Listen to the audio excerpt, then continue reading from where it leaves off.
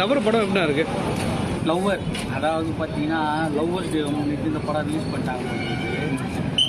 ஆனால் இந்த படம் வந்து லவ்வர்ஸ் பார்க்க வேண்டிய படம் இல்லை. இது முழுக்க முழுக்க யார் பார்க்கணும் இந்த படம் அப்படின்னு பார்த்தீங்கன்னா, இந்த லவ் பிரேக்கப் ஆனாங்க, லவ் பண்ணிட்டு அந்த மாதிரி ஆளுங்க தான் இந்த படம் வந்து பார்க்கணும்.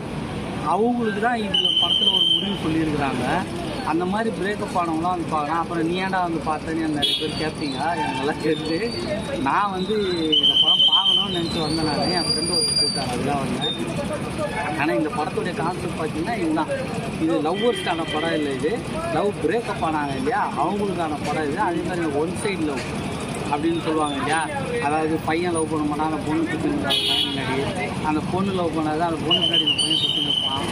இந்த மாதிரியான ஒரு சில கான்செப்ட் தான் இந்த படத்தில் வந்து லவ்வர் அப்படின்னு சொல்லி எடுத்துருக்கிறாங்க. நீங்கள் வந்து இந்த படத்தை வந்து பார்த்தீங்க அப்படின்னா உங்கள் வாழ்க்கையில் நீங்கள் வந்து எப்படி இருக்கீங்க அப்படின்னு பார்த்தீங்கன்னா, இனி வந்து நம்ம லவ்வே பண்ணக்கூடாதா அப்படின்ற ஒரு முடிவு எடுக்கிற மாதிரி இந்த படம் எடுத்து வச்சுருக்காங்க.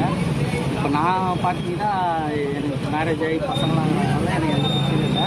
யங்ஸ்டர்ஸ் வராங்க இல்லையா, அவங்களுக்கு இந்த படம் வந்து ஒரு நல்ல ஒரு கான்செப்டாக இருக்கும்.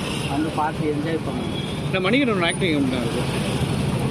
மணிகண்டனோட ஆக்டிங் மணிகண்டன் ஆக்டிங் வந்து குட் நைட்டை விட இந்த படத்தில் வந்து அவ்வளோ சொல்கிற மாதிரி இல்லை. குட் நைட் நல்லா இருந்தது. இந்த படம் எல்லாம் ரொம்ப ஸ்லோ படம், கட்டினே இருக்கிறா போல் லபன்னு. அதுதான். ஓகே, ஓவரால் ஃபேமிலியை வந்து பார்க்கலாமா? அது உங்கள் இஷ்டம். நீங்கள் ஃபேமிலியாக வந்து பார்க்கலாம், தனியாக வந்து பார்க்கலாம், எப்படி வேணாலும் வந்து பார்க்கலாம். உங்கள்கிட்ட காசு நிறையா இருந்தால் ஃபேமிலியாக வாங்க, காசு கம்மியாக இருந்தால் தனித்தனியாக வந்து பார்க்கலாம். கேட்கல 10 எவ்வளோ கொடுக்கலாம்? இல்லை 10 ரூபா. 10 ரிவ்யூ 10க்கு ரேட்டிங் எவ்வளோ கொடுக்கலாம்? 10க்கு ரேட்டிங்கா? ரேட்டிங் கொடுக்குற அளவுலாம் தெரியாதுல்ல, அவ்வளோ நாலேஜ்லாம் இல்லை. ஏதோ படம் பார்த்தேன் உங்களுக்கு நான் சொன்னேன். ரேட்டிங் வந்து நீங்கள் பார்த்துட்டு நீங்களே போட்டுக்கணும் உங்கள் இஷ்டத்துக்கு ரேட்டிங். சரிண்ணா, நன்றி. தேங்க்ஸ்.